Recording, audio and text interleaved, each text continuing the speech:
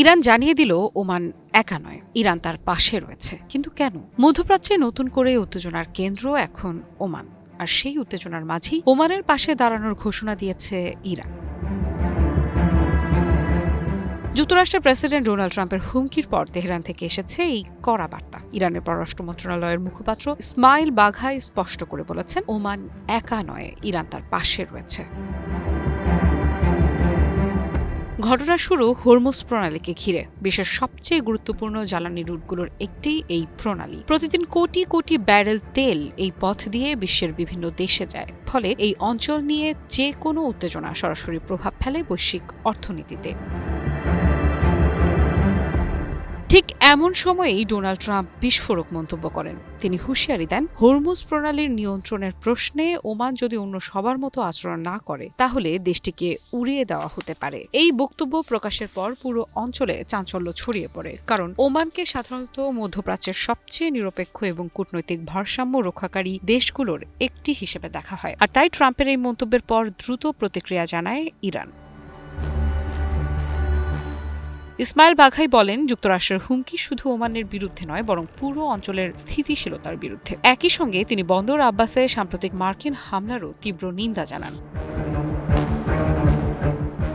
এর মধ্যেই পরিস্থিতি আরও জটিল হয়ে ওঠে। মার্কিন সামরিক বাহিনী আবারও ইরানের ভেতর হামলা চালিয়েছে বলে খবর প্রকাশ করেছে বিভিন্ন আন্তর্জাতিক গণমাধ্যম।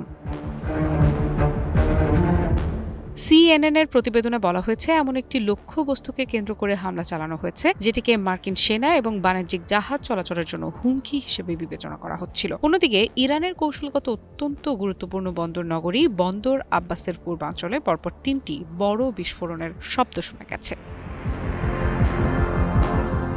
ইরানের বার্তা সংস্থা ফার্স্ট নিউজ এই বিস্ফোরণের খবর নিশ্চিত করলেও বিস্ফোরণের কারণ সম্পর্কে বিস্তারিত কিছু জানানো হয়নি। সবচেয়ে গুরুত্বপূর্ণ বিষয় হলো, 3 দিনের মধ্যে এটি দ্বিতীয় মার্কিন হামলা, অর্থাৎ যুদ্ধবিরতির আলোচনা চললেও মাঠের বাস্তবতা একেবারেই ভিন্ন দিকে যাচ্ছে। এখন প্রশ্ন উঠছে, যুক্তরাষ্ট্র কি ধীরে ধীরে চাপ বাড়িয়ে ইরানকে নতুন কোনো সমঝোতায় বাধ্য করতে চাইছে? কারণ একই সময়ে ডোনাল্ড ট্রাম্প আবারও স্পষ্ট করেছেন যে ইরানের সঙ্গে কোনো চুক্তি করতে তিনি তাড়াহুড়া করবেন না। ট্রাম্পের ভাষায়, ইরান সময় ক্ষেপণের কৌশল নিচ্ছে, কিন্তু সেই পরিকল্পনা সফল হবে না। এমনকি আসন্ন মধ্যবর্তী নির্বাচন নিয়েও তিনি মোটেও চিন্তিত নন বলেও জানান।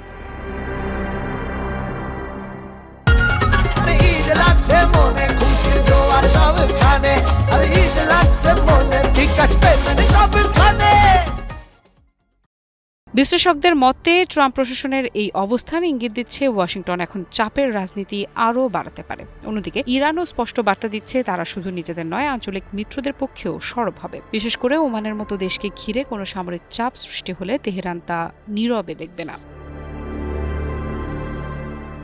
আফ্রিদা ইফরাত, নিউজ 24।